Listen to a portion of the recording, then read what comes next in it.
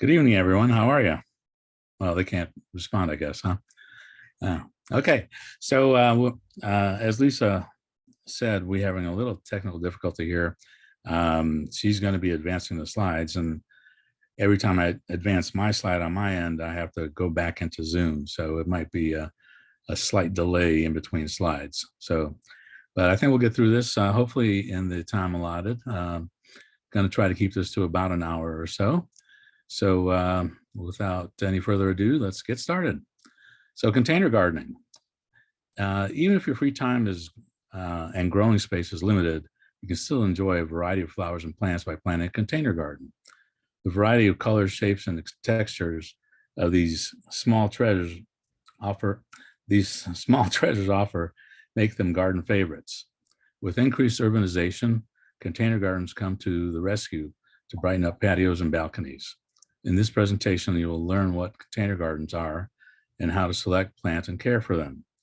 Okay, Lisa.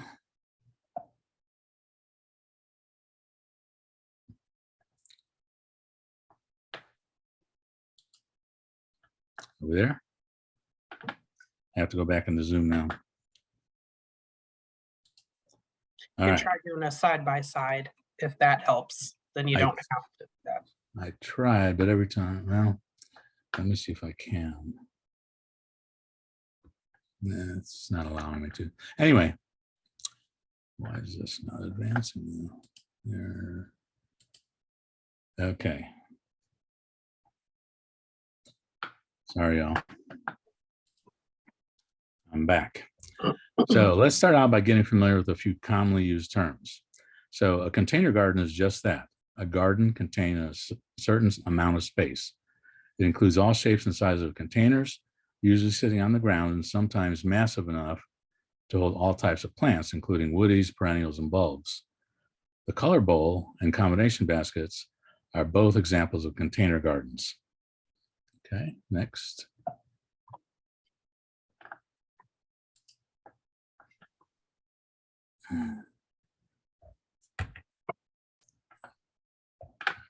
Try not worrying about getting back to Zoom because we can still hear you. So. Okay, can you see me too? Yeah, we can hear you. Okay, all right. Container gardens can vary from 10-inch wide bowls to over 3-foot wide pots.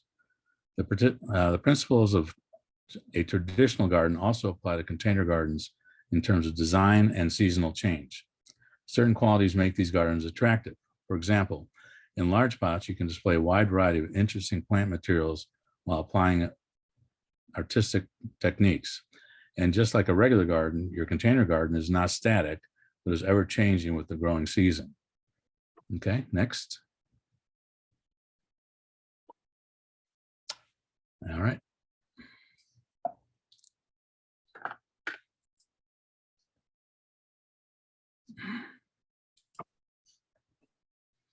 Okay, containers are versatile. Container gardens are quite versatile. Common examples are hanging baskets and window boxes. Containers can be placed virtually anywhere. They can be placed on a windowsill, by the front door, on a balcony or patio, or around the garden. I have some that I've placed in my perennial beds for some added interest. Containers can also be mounted on casters, allowing you to rearrange them in different groupings. Casters also allow you to move the planter inside during winter to protect the plant. People who grow Meyer lemons do this every year. You can recreate almost any type of environment and selected plants for it. You can do sun, shade, aquatic, or desert. You can choose containers in a great variety of colors, textures, forms, and sizes. Okay, next. So for best results, select plants for optimal performance during the seasons. Cool-loving plants for spring and fall gardens, and heat-loving plants for summer gardens. For example, most margarita daisies, lobelias, twin spurs, and nemesias look great in the spring, but decline in the hot Georgia summers. And there's an example of a color bowl there. All right, next. So next, let's talk about design principles. Because you're working within a limited amount of space, for best results, you should try to adhere to some basic design concepts. Think of it as a canvas for a painting. These principles are focus, form, balance, texture, rhythm, and proportion. We'll look at some of these examples in the next few slides. Next. So the first design principle is focus. You need to draw the eye toward the center of the garden and let the other plants complement and flow around the center. In the example here, the limelight variegated foliage of the sage does this for us. So you can see it there in the center. And when you first look at this, your eyes will naturally be drawn to the center, and then you'll start looking at the complementary plants. Next. The second design principle is balance. This can be accomplished by using symmetrical or asymmetrical design. In the bowl on the left, you can see that there's equal amounts of plant material on all sides, creating a symmetrical design. In the container on the right, the vertical begonia pulls the eye to the top right, while the trailing ivy draws the eye to the bottom left. This creates an asymmetrical effect. In either case, balanced design is achieved. I personally like the symmetrical versus asymmetrical. Next. So a third design principle is form. Each plant in the design has a growth habit or form. Some plants have a strong upright habit, others have a sprawling habit, while a third type grows as a mound. Each of these habits can contribute to the overall aesthetic quality if used in the right place. Next. The fourth design principle is texture. Various plants have different textured foliage. Some have linear leaves like grasses, Dracaena spike, or cordyline. Others have round leaves like the ornamental potato and geranium. Coleus and many others have oval, elongated leaves. A good design will use a variety of textures to make it a feast for the eyes. Next. So the next one is rhythm. Rhythm is achieved by planting the same or similar looking plants at repetitive intervals. When the eye trails around the container, the viewer gets a sense of rhythmic movement. So the photo on the right looks like an atrium, and it absolutely has rhythm there. It keeps repeating itself. Next. A sixth design principle is proportion. To keep plants in containers in proportion and achieve a balanced appearance, the height of the plant should not exceed more than 2/3 the height of the container. For shallow or small containers, choose plants that will not get too large and/or choose plants with small size foliage. For large or tall containers, choose plants with medium-high mature size and/or plants with large leaves. Next. So you've seen a basic color wheel, but are you familiar with the flower color wheel? The names most accurately describe the profusion of colors and flowers. As with the regular color wheel, the three primary colors are yellow, red, and blue, seen here in the inner circle of the diagram. The secondary colors are green, orange, and violet, and they're achieved by blending two primary colors that surround them. For example, green is achieved by mixing yellow and blue. When green and yellow are combined, a yellow-green result occurs. As the intensity of the color decreases or increases, a new color appears. Florists use names from the color wheel to best describe the color of the various flowers. Let's let you take a look at that for a minute. Okay, next. Color theory is very important in the design. The first term to get familiar with color is echoing. It simply means that a color from one plant's flower or leaf is identical or similar to another plant's flower or leaf. In the example on the left, the white flower of the vinca is echoed with the white variegation of the geranium leaf. In the example on the right, the burgundy coleus foliage is echoed with the dark burgundy center of the persicaria. I think that's how it's pronounced. Next.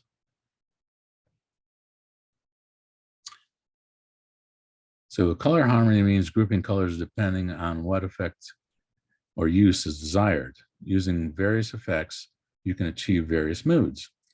In monochromatic color harmony, only one color is used, but its lightness and darkness or strength may vary, resulting in an overall soothing effect.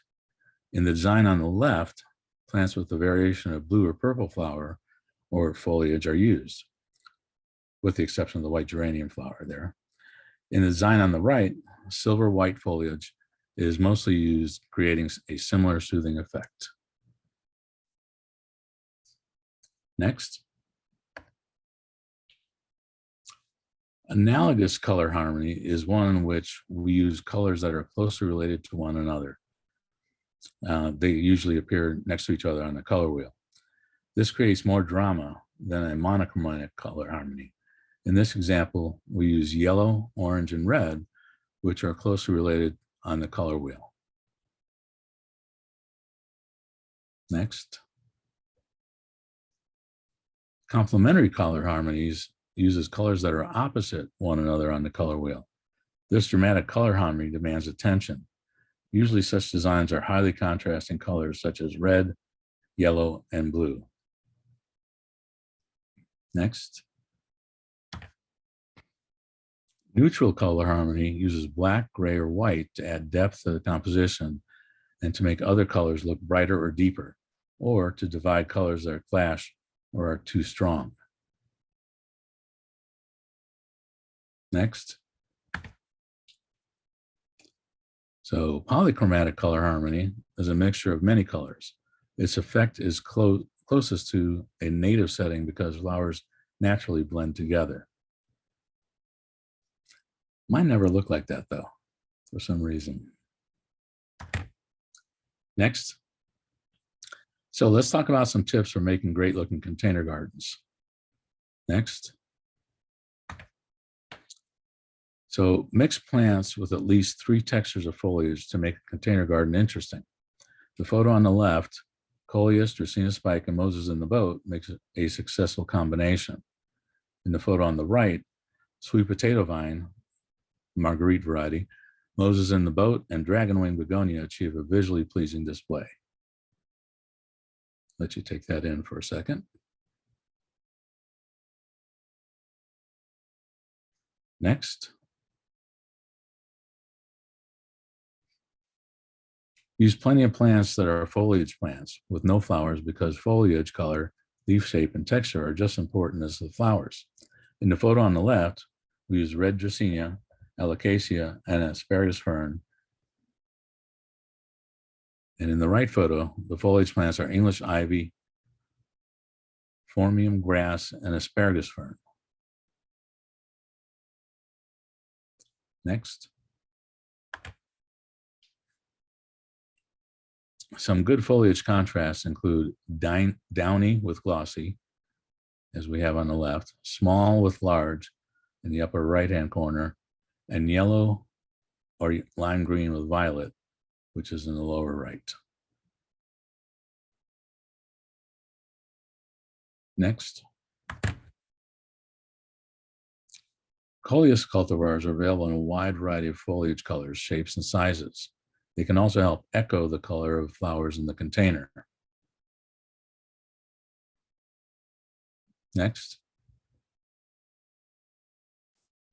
Vary the shape of the flowers in the container to add interest. For example, petunia versus verbena. Also use bicolor flowers. Next. Vegetative annuals mix well with other annuals, perennials, tropicals, and bulbs. Everything and anything goes as long as it pleases your eye. Next.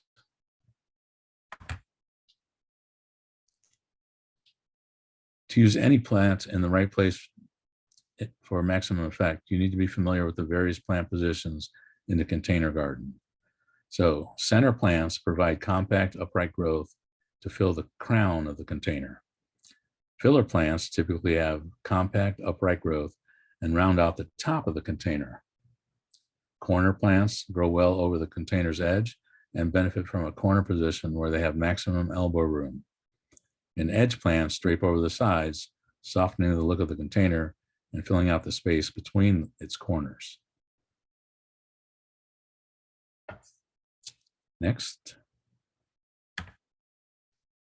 So here are examples of center plants: salvia, grasses, dracaena spike, coleus, Persian shield, alocasia, colocasia, and some perennials.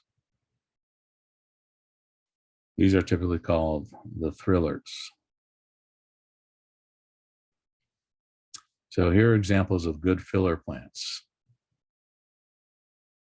We can pause here if you want to write down some of these.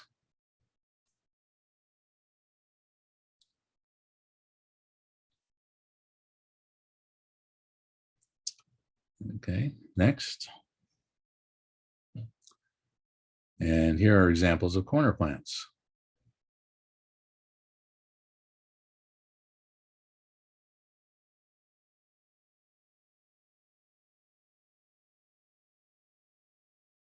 Next. And examples of edge plants.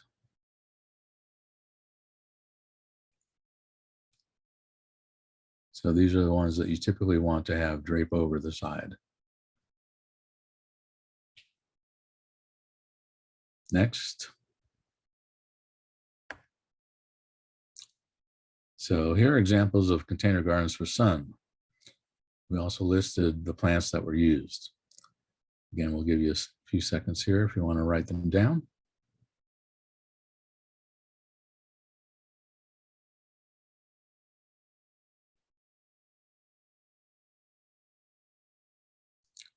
Next.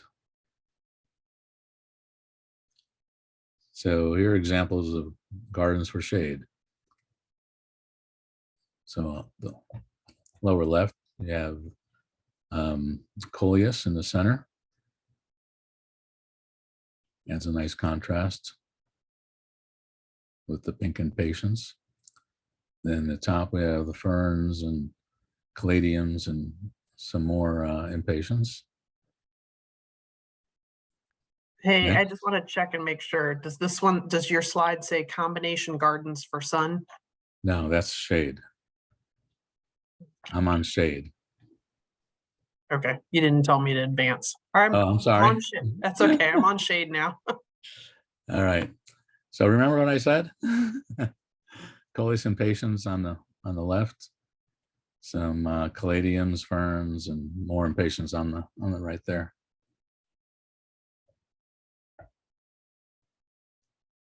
Okay. Next. So theme container gardens. So you can have succulent gardens or fern gardens. Next. So now let's take a look at the how-tos of container gardening. Next. Because of the great variety of options, choosing containers can be challenging but enjoyable. The price range can be quite dramatic, especially for large terracotta glazed containers. Many people choose plastic containers. These can be just as attractive as heavy clay pots and not as liable to break. Also, going vertical has never been easier. You can select moss or cocoa fiber baskets or plastic baskets. Both work well as far as the plant performance is concerned. Next.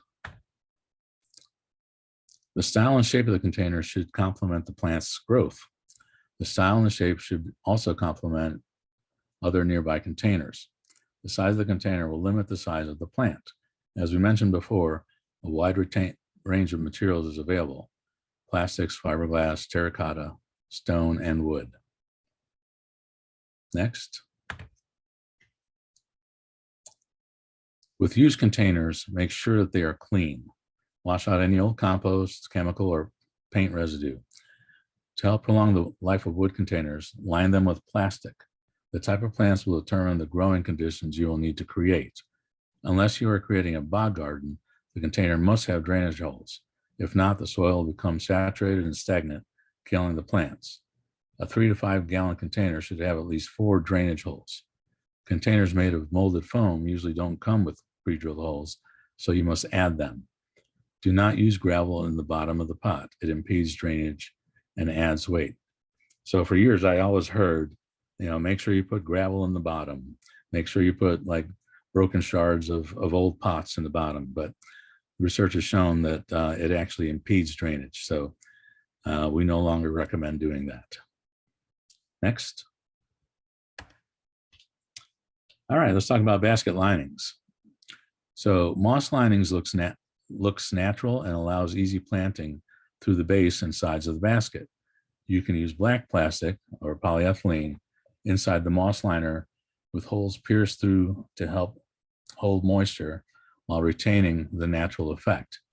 Coconut fiber matting liners are woolly textured, natural looking fiber, which lasts several seasons. Biodegradable liners are made from compressed fibers and will last for a couple of years or more. Holes need to be made in the sides and base for trailing plants. Plastic, when used alone with holes pierced in it, is an effective container, but only looks good if the plant grows over and camouflages the container itself. Next. So what mix to use? Soils for containers need to have three key elements. They need to be well drained and to provide good aeration while retaining enough water to maintain good plant growth. If you use moss, cocoa fiber baskets, or any container that allows high evaporation and use plants that need a lot of water, consider adding a water retaining agent to the soil mix. Next. Mix a moisture retaining agent in the medium, following manufacturer's recommendations for mixing rates, or purchase soilless medium with moisture retaining agent mixed in. Next. All right, choosing a location. What you want to do is avoid exposed windy sites. Plants in windy locations use large amounts of water in order to survive. Windy, hot conditions may require watering every few hours, especially if the plants are large and/or the container is small. For locations that receive 4 to 12 hours of sun a day, select sun to partial shade plants. For locations that receive 2 to 4 hours a day, select plants for partial or full shade. Next. When choosing plant material, keep the following tips in mind. Use plants that perform strongly in the center of the container. Tyrannias and Bacopas have flexible stems and therefore are good for edges of the planter. For large leaf display and excellent performance, nothing beats Epomia and sweet potato vine.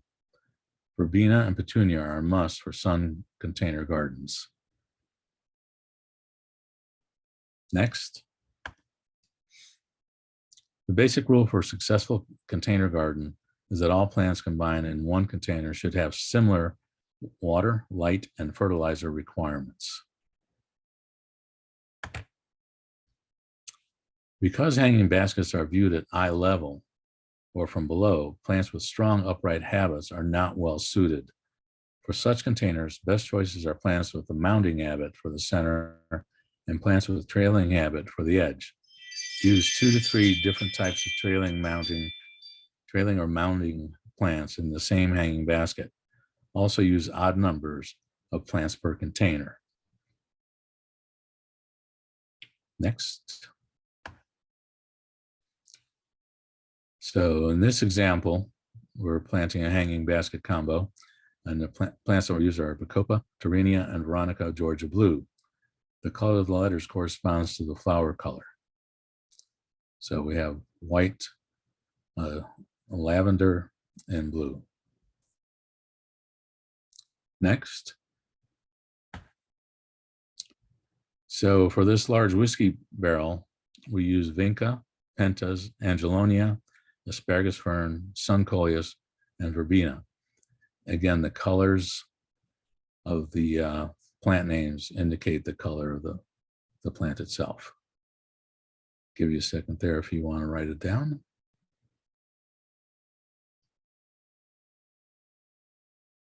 Next. The Angelonia and the sun coleus with their tall upright habit were planted in the center of the container. So that's your thriller. The trailing plants, Verbena and Veronica Georgia Blue, found their place around the edge.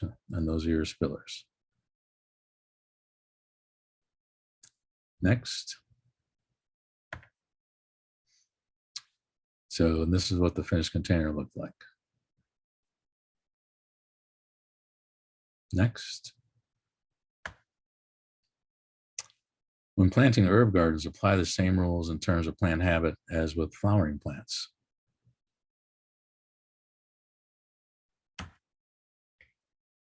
When you're done with the planting, water thoroughly, and then step back and enjoy.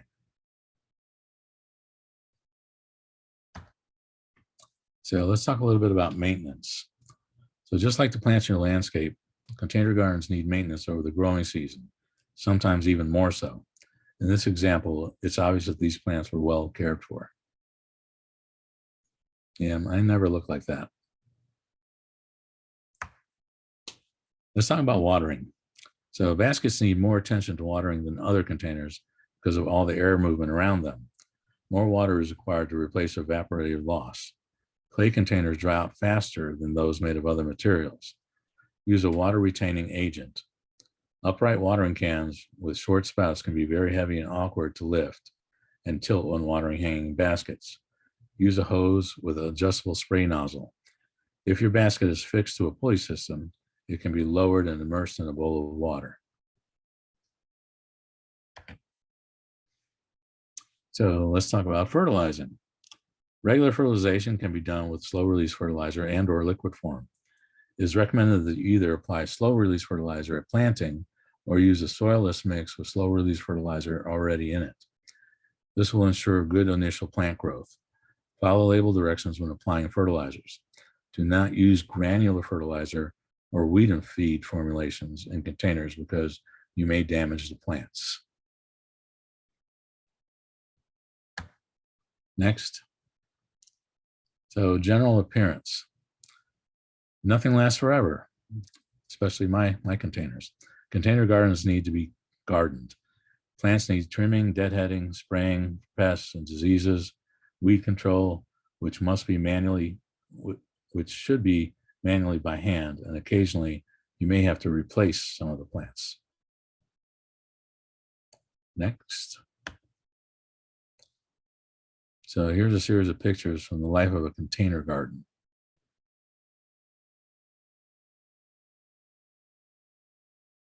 Next.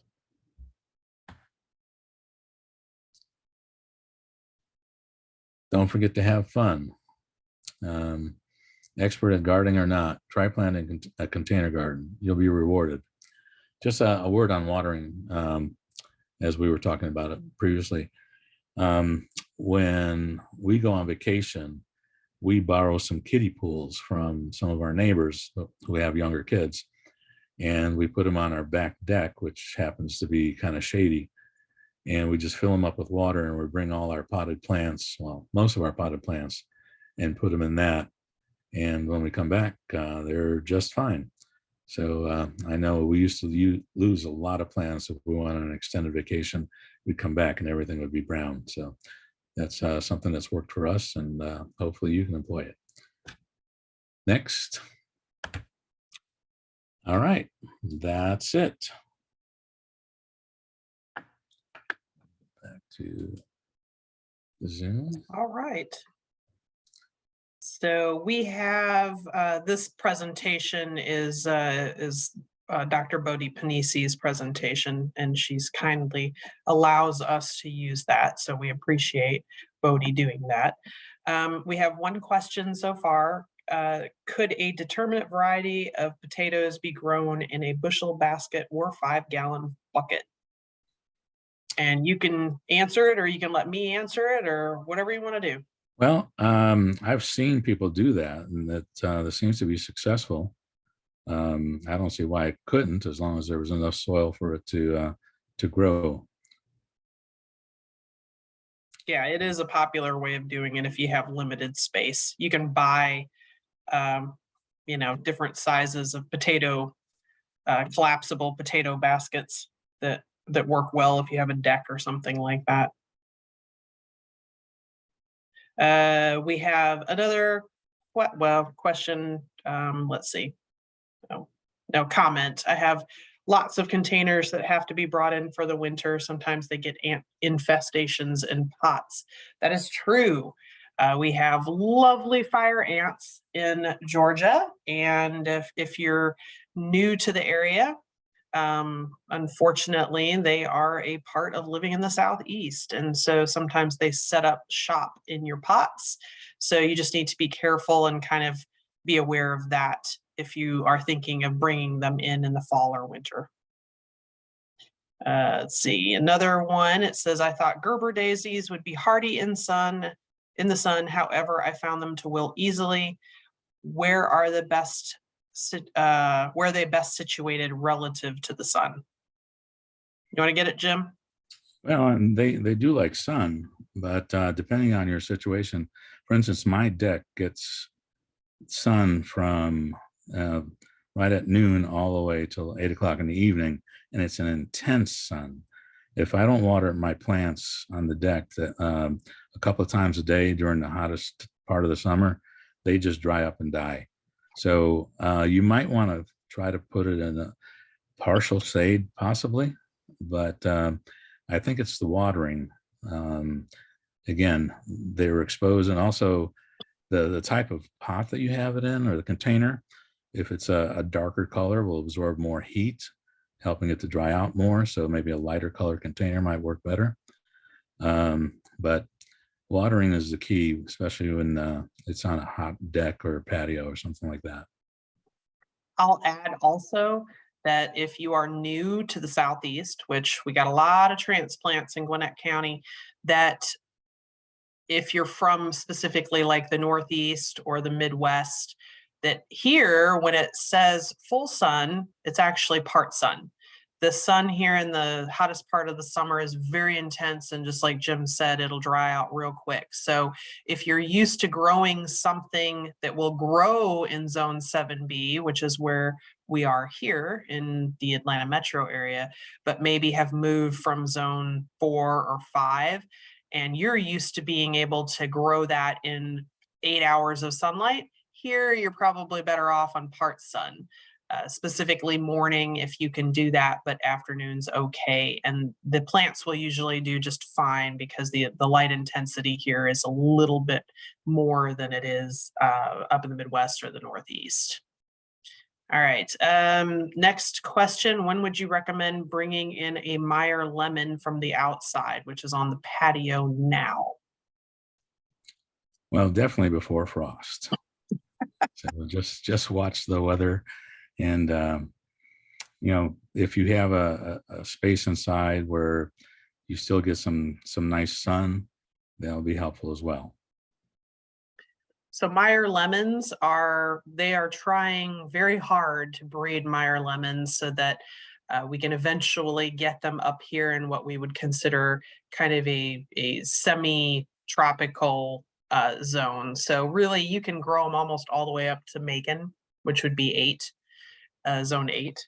And but here we're just a little too far north, and they would die if left out all the time. So I would say probably like 55 degrees. When you're consistently getting below 55 at night, you probably want to think about using that as a reason to bring them in. They're not quite as happy when it's cooler. All right, next one. What do you use for fertilizer if you do not recommend granular like Osmocote? Well, I do recommend Osmocote because it is a time release type fertilizer. The granular fertilizer I was talking about is something that you would use on possibly your lawn or something like that. So, but Osmocote is one of the better ones to use, or something similar to Osmocote. Yeah. So just to expound a little bit on different types of fertilizers, we usually in extension will, for lack of Any other suggestions? We'll just recommend a good general 10-10-10 fertilizer. So most of the folks on here are in the know, but you have nitrogen, potassium, phosphorus are your three numbers on there, and that's the percentage of whatever that would be of those three elements. So if you're looking at grass, that first percentage is nitrogen, and it's going to promote green sprouts, green growth, that kind of thing. You're going to want a well-balanced fertilizer for a container garden. You don't want to just dump nitrogen on it and have it grow. You're looking at flowering, you're looking at root growth, and so you're looking at getting a well-balanced fertilizer. Okay, well, let's see, got a couple more. I would have to water the Gerber daisies every day. Too much effort. So what are the best flowering plants here in Georgia for full sun, full AM sun or morning sun? Lisa, do you want to get that? There's lots of them. Yeah, there's a lot of them. I mean, marigolds are good. It kind of depends. Trying to think of some good ones. I like marigolds. They're pretty drought tolerant, and they're really cheery colors, oranges, reds, yellows, that kind of thing. I have a lot of taller plants that I would use, not necessarily for full sun. You can get sun patience. Those are pretty good. I mean, you're still going to have to water. You can't just forget about them. Trying to think of. So I've used miniature lantanas and some. Yeah, lantana's a good one. Million bells are fairly resistant to drought. Asparagus ferns good too. Yeah, wave petunias. Some of the varieties are drought tolerant once they get established. I don't have any sun in my yard, Jim, so I haven't had to have a container with sun. I'll share some of my in a decade. Yeah. I'll share some of my inferno with you. Let's see. Next one. Is there a potting soil that you recommend? Well, there are a lot of good ones out there. I usually go to the big box store, and I usually pick up what's on sale. Like, it could be Miracle Grow, it could be, some of the other Scots or whatever.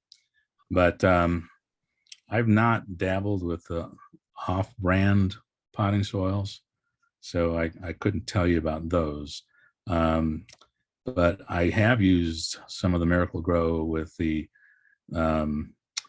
moisture agent already built in, and that does make a significant difference. So maybe those Gerber daisies will survive with that. I do want to make a point that if you're going to a big box store and you see a bag and it's labeled topsoil, it's not actually topsoil, it's composted pine bark, and it's not a complete mix. So if you're going to start out new, scratch, new pots, everything, look for something that is labeled for container use. It'll probably have the moisture retaining agent in it. Like Jim said, it will also have some micronutrients for the plants so that they can stay happy and get big all summer long. Most of the time, they're going to be annuals that you'll be putting in these pots, although sometimes perennials are a good choice too. That way you don't have to redo them every year. That can get kind of expensive. So just kind of be aware of what you're putting in there so that you are giving the plants the proper nutrients. Yeah, definitely stay away from anything that says topsoil. It's not topsoil, as Lisa said. Yep. Make sure that it says for container gardens. So potting mix basically is what it should say.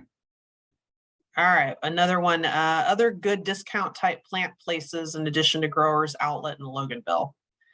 Famous Growers Outlet. Yeah. Got any secrets, Jim?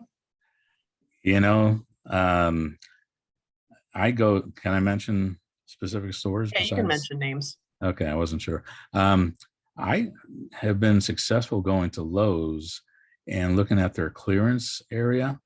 They'll have plants that are somewhat stressed, but if you don't need anything to look perfect right when you plant it, it's usually a pretty good deal. Sometimes you get half off or whatever. But now that I gave away my secret, I probably won't find any. But They'll be that's the only picked other over. place I can think of. Yeah, it kind of depends on where you want. I mean, if you're looking for straight up discounts, you know, hitting the sale cart that they put out in Lowe's or Home Depot of plants that have seen better days is a good place to look. But you know, if you're looking for a specific type of plant, you almost always will have to go to a mom and pop type place like Family Tree or Pike Nurseries or Randy's or something like that to get those hard to find varieties of plants that typically you're not going to find at Home Depot or Lowe's. Sometimes you can find, you know, sales. I would recommend getting on their text or email list. Family Tree will send out texts once a week with a discounted plant that you can pick up for a reasonable price. So sometimes you can get some good deals that way. So find out if there's a mailing list, and even if it's a mom and pop nursery that's typically more expensive, then you can still find some deals. Somebody here, Deb has said Northside Garden Center on Peachtree Industrial seems to have pretty good prices. All right. Any other questions? If you want to unmute yourself, you can do that too if you have a question, since we're done. Woods Nursery on Buford Highway gets a call out for being a pretty good place. All right. Well, that was a pretty good presentation. Thank you so much, Jim. Sorry about the technical difficulties on the front end, but it ended up being a good teamwork. So it's all good. And I did record this. So this will go up on our Metro Master Gardener YouTube channel, and you can relive the glorious container gardening presentation if you so choose. If you would like the link, you can feel free to email me. I'm going to drop my, actually everybody should have my email address because I emailed you the link, but I'll put it here. Thank you everyone for attending. I hope you got something out of it. There you go. I hope your containers look great next year. And remember to water, water, water. Yes, definitely. All right. Thank you, everybody, for coming. We appreciate it. And remember to check out our extension page for additional classes. We've got the next set of classes up for December through March, and I've got some new stuff up there. So new and different things coming, and hopefully all will enjoy it. Thank you. Thanks a lot. Bye-bye. Bye now.